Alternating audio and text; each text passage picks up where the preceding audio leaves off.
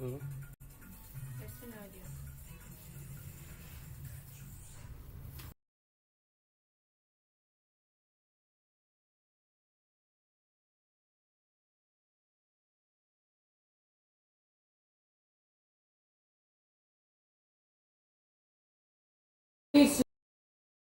That citizens of Ondo enjoy the dividend Aiyedatiwa as he props his executive council, while some advocate gender equality in his administration, others believe his focus should be on merit rather than on sentiment. Omorin Olangweji reports.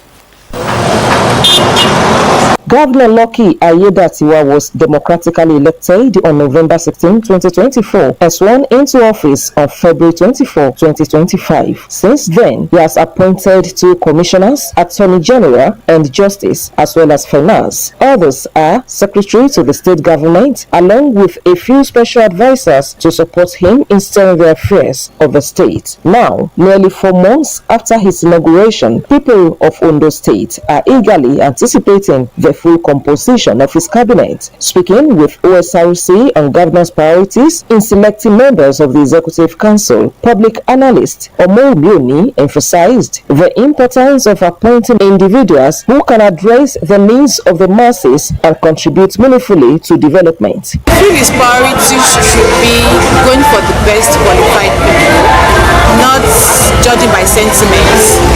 If he will be picking people for his cabinet, he should go for people who are deserving of the position, not because they supported him while during the campaign or anything. People who deserve to be there, who has the good hearts of people in mind, who are going to be taking such positions to reach out to the people in general, especially those from the grassroots. Legal practitioner Justice Akeredolu advised the governor to prioritize competence and inclusiveness, steering the need for hardworking and ensuring the women appointed work alongside their male counterparts to achieve good governance. Women are brilliant and women have capacity and women have potential, and we expect our governor, like he has been doing before, to continue to engage women, to continue to celebrate women, to continue to put women in places of position where their voices can be heard, where they can advocate for child rights, where they can advocate for feminism, for women to be paid well, for women to be put in good positions. So we encourage you, Mr. Governor, please, whenever you're considering anybody for whatever cabinet or committee organization, include women, involve women, make women substantial parts of those committees, because where there's women, there is progress. In his view, a grassroots politician, Sulaiman Jimo, acknowledged the high expectations of the people, commended the governor for taking his time, and expressed optimism for a successful outcome. Actually, I like the way he has taken his time. He has taken his time because if we had watched, maybe by now we'll be thinking of cabinet reform. Are you getting what I'm saying? But now that he has taken his time, we are not expecting him to make any mistake. We are expecting him to make the right in right, so that everything will have well. As citizens continue to look forward to a complete executive council, it is hoped that Governor Lucky Aiyedatiwa's decisions now or later will serve the best interests of the people of Ondo State. Omorin Olangweji, Osrc News. Still on matters relating to governance, in his first 100 days in office, Ondo State Governor Lucky Aiyedatiwa has made significant strides in revitalizing the state healthcare sector, from upgrading primary health centers to expanding health insurance coverage.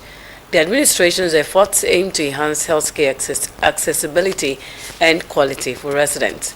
Our correspondent, Kunle Ario, provides a detailed report. In just 100 days, Governor Lucky Aiyedatiwa has made healthcare a top priority in Ondo State, and the results are beginning to show. From the doorstep parts of rural communities to the corridors of urban medical centers, change is underway.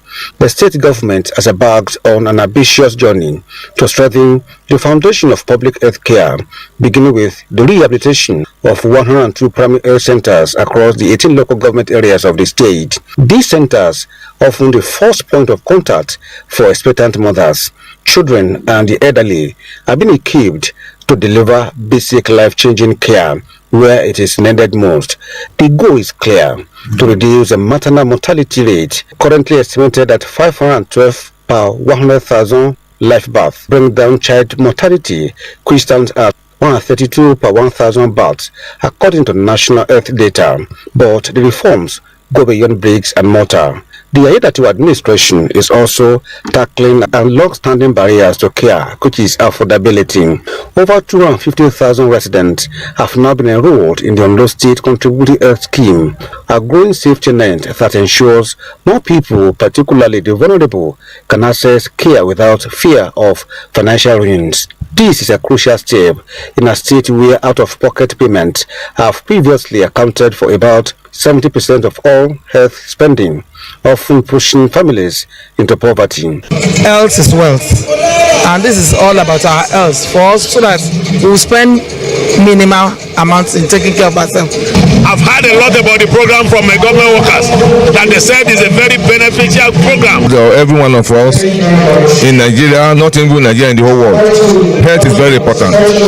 For us to increase productivity and maintain the health status of our people, there is need for this kind of insurance. Access is also about roads and not just policies. That is why the state government recently completed the rehabilitation of the Stadium Hospital Road in Ondo City. Once riddled with potholes and congestion, the 4.3-kilometer road now offers smooth passage to key facilities, including the General Hospital and the University of Medical Sciences Teaching Hospital Complex, which together cater to 500,000 patients annually. We do so with the hope that no woman will have to fear preventable disease during pregnancy. We hope that no child will inherit a burden that science has already conquered. And we hope that through sustainable partnerships among all levels of government in Nigeria, we will build a healthier and stronger country. With investment, infrastructure, insurance, and access, the first 100 days of Governor Lucky Ayedatiwa's administration have sent a clear signal: the health of the people is non-negotiable. As these projects gain momentum, residents across Ondo State are beginning to see and feel the impact of a government working to put their well-being first. Kunle Aruyo, Osrc News. In another development, the Ondo State government has announced plans to install 10 plastic waste drop-off facilities across strategic locations in Akure, the state capital. Governor Lucky Ayedatiwa spoke at the popular Oja Oba market in Akure as part of activities marking the 2025 World Environmental Day. Our correspondent Kunle Aruyo again reports. We are preaching the message of good environment. With plastic pollution now regarded as one of the gravest threats to the environment, the Ondo State government is taking proactive steps to address the menace. Speaking on behalf of the governor, the administrative secretary of the Ondo State Environmental Protection Agency, OSEPA, Mrs. Funke Adeoye, described World Environment Day, the largest annual platform for raising global awareness on environmental protection. The said World Environment Day is a rallying point for government, industries, communities, NGOs, and individuals to commit to sustainable practices. Ayedatiwa stressed the urgent need to reduce plastic consumption and embrace innovative alternatives. Human face to environmental issues, as well as empower individual and corporate institutions to renew their unwavering commitment to promoting environmental friendly practices towards making our planet Earth a cleaner, and a cleaner and greener place for all and some. Ladies and gentlemen, it is important to emphasize that plastic pollution has done more harm to the environment in many ways than that of all other sources of pollution in recent times. Governor Aiyedatiwa lamented that more than 11 million tons of plastic waste end up in oceans and rivers each year, choking marine ecosystems and threatening biodiversity. The governor announced that the state is partnering a private recycling firm along Ibatoro Road, a collaboration aimed at not just mitigating plastic waste, but transforming it into an opportunity for wealth creation and internal revenue generation. He urged major plastic producers and distributors across the state to align with global best practices in waste management, stressing that environmental responsibility must become a shared commitment. This has led the state government into strong partnership with relevant private individuals, so providing a recycling plant at Ibatoro to combat the effects of plastic pollution as a way of reducing plastic waste and turning it to wealth creation means for the state. We are trusting God that in the shortest possible time, plastic waste in various homes will begin to fetch them financial fortune rather than be a heap of waste burden to the surroundings. Administrative Secretary of Ministry of Environment Olumide Kinga commended Governor Aiyedatiwa for his consistent drive towards environmental sustainability. He said the theme for 2025 World Environment Day, ending plastic pollution, is a critical call to action to preserve marine life, ensure ecosystem balance, and ensure human health. Depends upon how we treat our environment, our air, our water, our soil should be treated well so that it can be as a matter of fact, this World Environment Day, this is the 52nd edition. It was started in 1973, where environmental issues were brought to the front runner. We have been doing it year in, year out because Nigeria is sensibility to that threat. So as a matter of fact, the World Environment Day is a day that should be marked worldwide to give environmental concerns to all issues of life. Kinga emphasized the need to cut back on plastic production and consumption, promote reusability, and discourage the dumping of plastics in rivers and canals, action that often result in flooding, erosion, and the loss of lives and property. The day's activities featured a sensitization roadshow organized by the Ondo State Ministry of Environment in collaboration with key environmental stakeholders across the state. Nule Rio, Osrc News.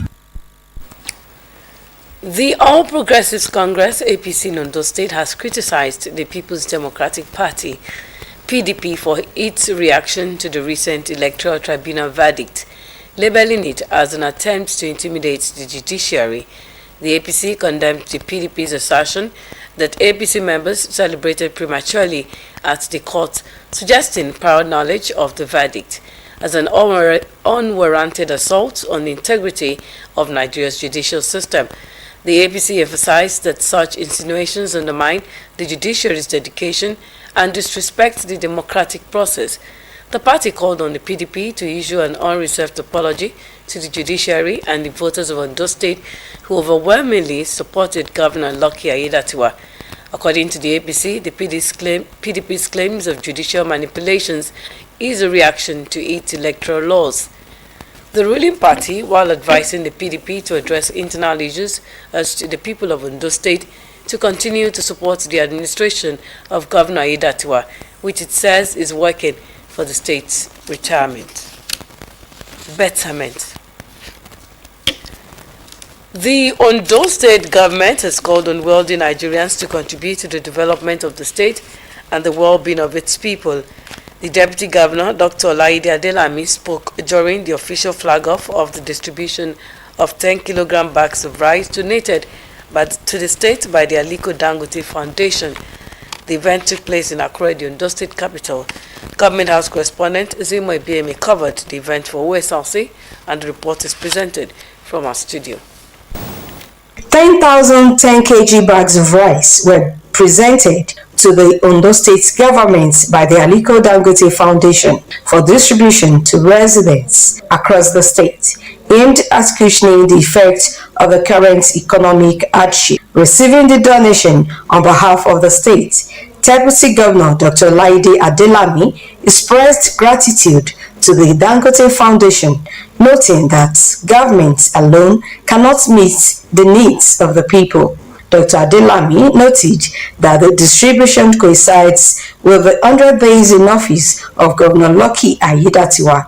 He charged those handling the distribution to ensure the rice gets to the people at the grassroots to offer temporary relief to residents struggling with economic hardship.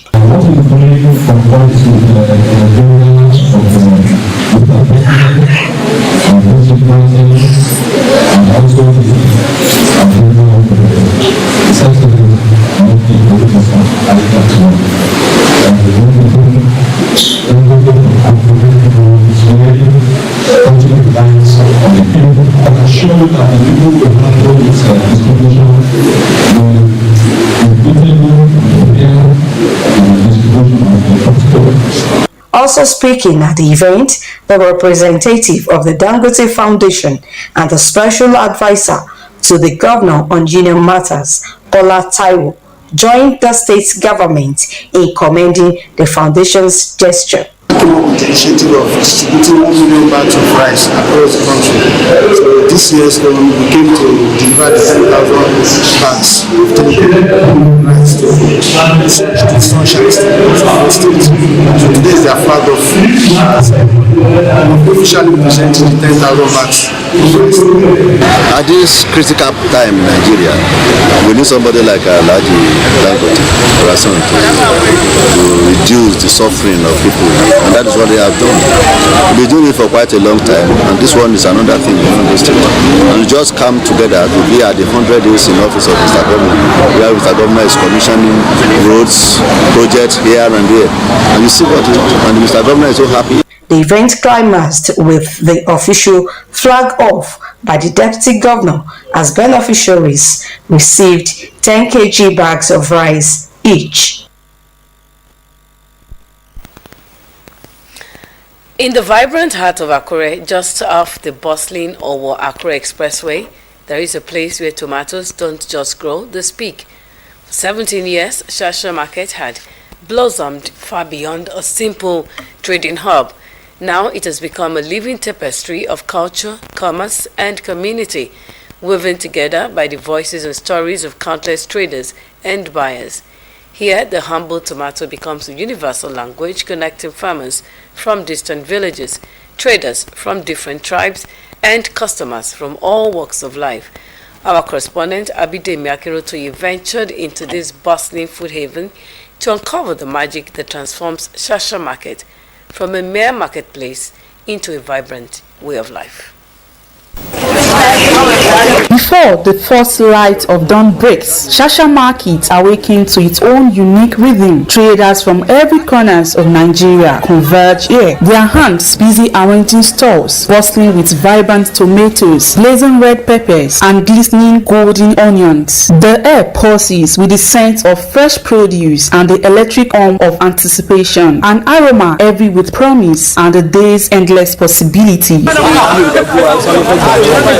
Shasha Market, a bustling fresh produce hall, owns much of its vibrant energy to the hard-working members of the Hausa community who have long made it their own. Today, it stands as one of the region's most vital centers for fresh goods, but this triumph was forged slowly, not from sudden fortune. The Cherokee Hausawa Shasha Market, Ibrahim Shehu Abdullahi, shares the market's compelling origin story, a tale woven with resilience, unity, and the power of collaboration. The current location of Shasha Market was not chosen by chance. It is the product of years of determination and shared purpose shaped by the needs of traders and the community alike. Despite its vibrancy, Shasha Market faces persistent hygiene issues with nylon waste littering pathways and unpleasant odors, reflecting years of underinvestment in sanitation. Yet, the markets remain resilient, supported by a robust security and identification system where all workers wear numbered vests, fostering safety and trust among traders and customers. What truly sets Shasha Market apart is not just the boasting of of its fresh produce. It is the vibrant mosaic of its people. Traders like Yorubas Igbekele Owosheni and Olayemi Akinagbe have long called Shasha home. Here, the market transcends tribe and background. Commerce flows freely and trust is the currency that unites everyone. In Shasha, diversity isn't just accepted, it is celebrated, making the market a true melting pot where relationships flourish beyond color and creed. Not only Hausa, both Yoruba, both Igbo, they are coming to sell market here. So, sir, there's nobody in Tafa, Yoruba, Hausa, Igbo, now the same market here. Myself, I'm from Yoruba, from Tagbolu, from Ondo State. I'm same market here. Hausa ta tomato, Yoruba ta tomato, Hausa ta rodo, Yoruba ta rodo, Hausa ta lubasa, Yoruba ta lubasa. Ingredient ta ntai, òróró rice, Hausa ta Yoruba ta. So ọjà wa ń bí àti Yoruba ta Hausa la jọ ń tajà papọ̀. As we wandered through Shasha Market, the air was thick with celebration. It was Salah season. Many Hausa traders had journeyed back to their families, leaving some stores unusually quiet. But the market's pulse never skipped a beat. Yoruba sellers rose to the occasion, stepping in to fill the void and keep the vibrant spirit alive. Yet, amid the festive booze, a few Hausa tomato vendors voiced their concern over disrupted supply chain, a subdued reminder of how intricately the community's livelihood are intertwined. We buy with the Lagos, my top market, Agege, Lekki Aza, na share the bringa. Na market day market, na business. That area on don't complain. She dey for market. For one motor, this is my brother. He lost 2 million yesterday. For one motor. Shasha Market's greatest challenge lies in forging a cleaner, safer space for everyone who calls it home. Yet, beneath the surface, its foundation is rock solid, a marketplace sustained not only by fresh produce but by shared stories, deep respect, and a collective spirit of hope. Shasha Market, they sell in bulk. This is where all the farmers drop what they have, so people will come and start buying. Even those people in Ojaba and in other suburbs, they come here to buy, to sell to other people. So it's like we are buying as wholesale at a wholesale price. Láti fani bí láti mo ti ń tajà wọ́n ṣáṣá ń bí mo ti wá máa ń rajà. Ìdí tí mo ṣe wá sí wá rajà ni pé ọjà bí ó ṣe díẹ̀ ó sì kù díẹ̀. With a touch more investment and care, the bustling hub could glow even brighter, standing tall as a lasting beacon of unity and commerce in Ondo State and far beyond. Abidemi Akinrotoye for Osrc News. An executive director of Niger Delta Development Commission, Ifedayo Abegunde, has reaffirmed the Commission's commitment to advancing gender equality, women's leadership, and development in the Niger Delta. He spoke in Akure at the commemoration of the 2025 International Women's Day celebration. Osrc's Abidemi Akinrotoye again has the reports. The event, with the theme Accelerating Action, Invest in Women, Advancing Rights, Leadership and Equality, aligns with global efforts to promote women's empowerment and equity. It brought together women from across the Niger Delta to mark both International Women's Day and the 25 years of the NDCC's existence. The women reflected with rich culture and unity of the region.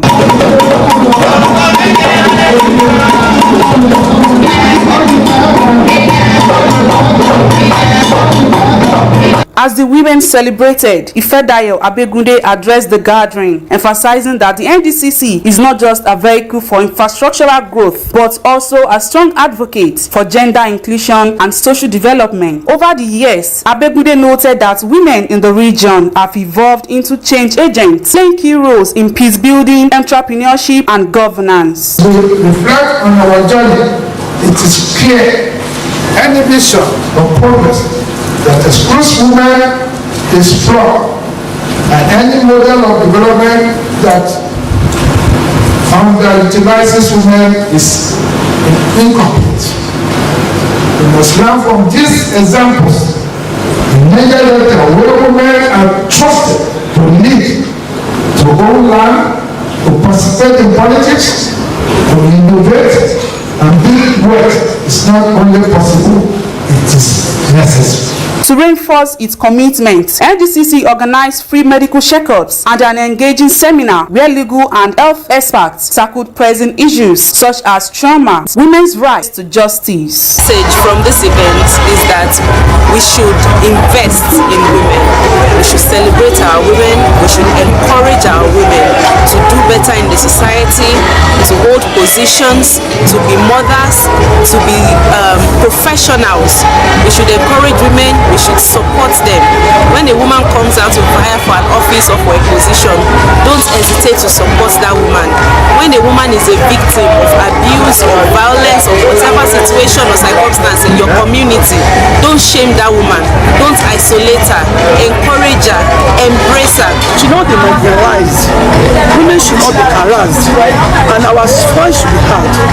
Anytime there is any gathering, let it be 50-50. If not 50-50, let it be 60-40, so that women can express their feelings. The atmosphere remained restive throughout, with music, traditional dance, and cultural displays showcasing the vibrance and resilience of Niger Delta women. I learned about the fulfillment of women in every household. No matter how the position you are, no matter what you are, you must be submissive to your man. As for we politicians, you know, we women rise in a post sometimes that you felt that you have arrived. So we have to put it in our mind